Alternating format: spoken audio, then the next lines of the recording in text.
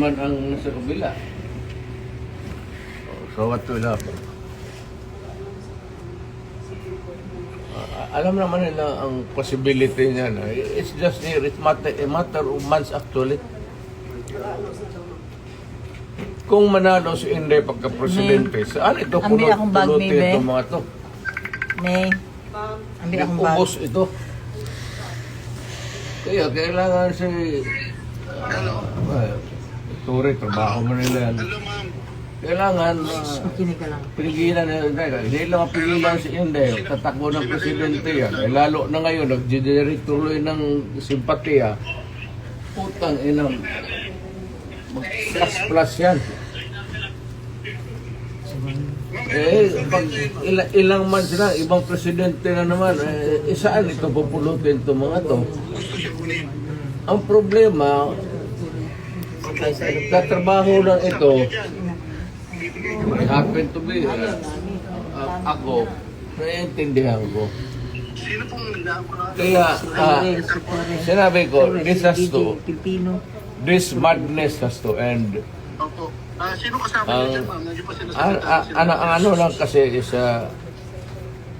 ang procedure kasi, let me be very frank with you. When you are placed under arrest, you have to submit to the person in authority making the arrest. Then, when you are already arrested and maybe detained, then you have to start the machinery of justice roll. We go to the Supreme Court. Pag hindi, ako, Go to the Supreme dumaan ako sa rap, okay na sa akin. Well, nothing to lose na ako. Nothing to lose, absolutely nothing. Hindi ba rin ako sabihin mo kulong ng habang buhay? Wala ako.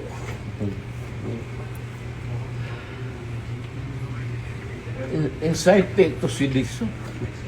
Hindi inciting to sedition. Inciting to sedition. Kaya Against mag-against humanity, humanity. ICC. Kalimutan niya ulit. Sa Hague. We are not exhibitory sa ICC. That's what they're doing now. Hindi ako. Yan ako hindi papayag. I am a Filipino. You are all Filipino citizens. Ako, pag nagkasala, you prosecute me in Philippine courts with the Filipino judge, the Filipino prosecutor, and magpakulong ako dito sa bayan ko. Kung sakali. They're preparing you to bring you to The Hague. I am sure. I am very sure. I'm a lawyer. Abogado ka man. I am sure the Supreme Court will rebuke them. Baski na hindi tayo maghingi na, the Supreme Court will rebuke them. Tignan mo. Hindi pa bayad ang wala tayo extradition treaty.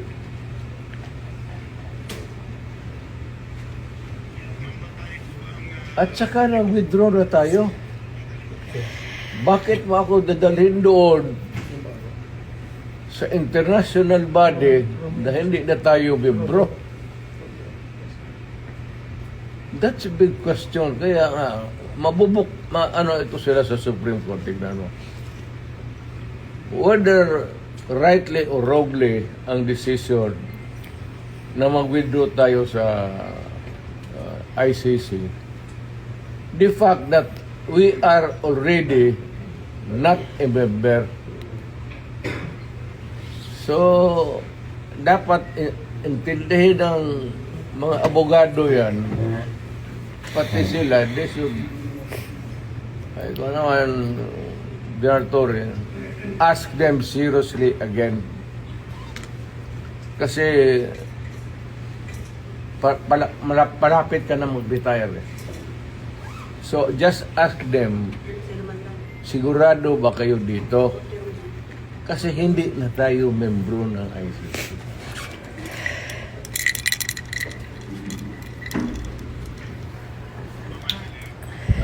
Medisina ko rin. Sabihin lang dito drama. Hindi, sabihin mo, sabihin mo totoo, hindi alam nila yan. Matanda ka na, kailangan mong bisina.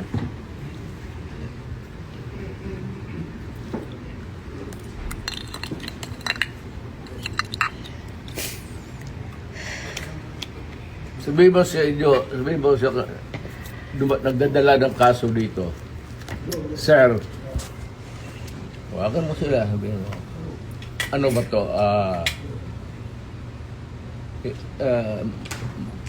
May variance kasi. Pero kung sasama ako sa iyo, huwag kang magtingin dyan, sasama ako sa iyo. Yes, sir. Thank you, sir. Total, Maraming salamat, sir. nandito naman tayo sa government facility. Yes, So, escape is not a problem. Impossible dream. Thank you, sir. Okay lang mga parado. Ang akin lang, I might not have the chance anymore to lecture on you na the serious implications nito. Yes, sir. We have withdrawn and then you allow me to be brought to a body of which we are no longer a member. Isa yan. Kaya sabihin mo din sa prosecutor, sabi ni Mayor, kindly ponder on this seriously. Makakarating, sir. Alam mo man, nabasa mo man siguro, withdraw na tayo. Makakarating, sir. So, bakit mo ako dalhin doon sa international body na hindi tayo membro? Kung balang araw, per chance, kung isa sa inyo magkakaroon ng kaso, at joking ko yung mga politika to, ay, alam mo naman politika ito. Sabihin ko siguro, doon hatakin mo yan doon sa maligayahan kayo niyan. I'm reminding you, not because I want to, I'm not berating you actually. I'm giving you a lecture na ponder on it seriously because magkakaroon ito ng implication. Una-una, I don't know about, but my family, lalo na si Vice President, if ikaw bukas mag-presidente yan, was-was tayong lahat dito. Or on a longer term, kung tatakbo yan, mananalo yan. Dahil nga sa ginawa ninyo tuloy, ano.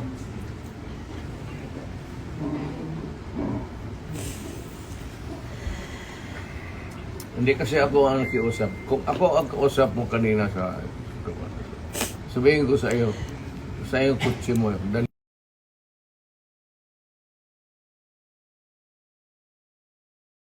Ano, sasakay ako. Yes, thank you, sir. And then, sir, may bus tayo, sir, sa labas. Kasama, sir, ang family mo, sir. Four of you. Hindi ko na, iiwan ko na. You can have a choice of 3 other companions, sir. Please. Wala. Abogado.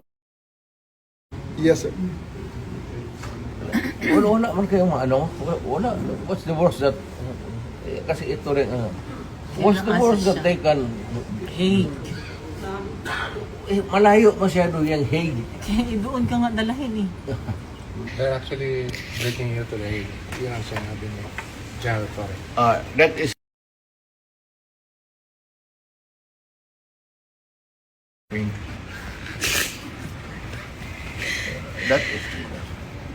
Kidnapping.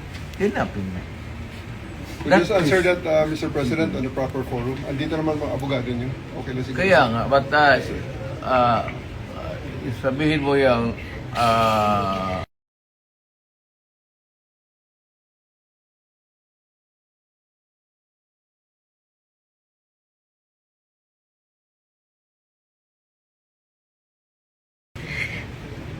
ICC is out of the question. Alam ko ang trabaho. Trabaho nila. Alam nila. So, respect really to. Wala nang pilitan na respetuhan lang. Anyway, kung hindi nila ako patay, but life is bigla lang. Sila na naman ang nasa kabila. Bawat pila. Alam naman nila ang possibility niyan. It's just here. It's matter of months actually. Kung manalo si Inday pagka-presidente, sa akin na pulutin ito mga ito. Ubus ito. Iya, kailangan si sulit na tao. Kailangan pilihan na kailangan pilihan si Inday. Tatakbo ng presidente yan. Lalo na ngayon, nag-generate ko ng simpatiya. Puta, yan ang plus yan.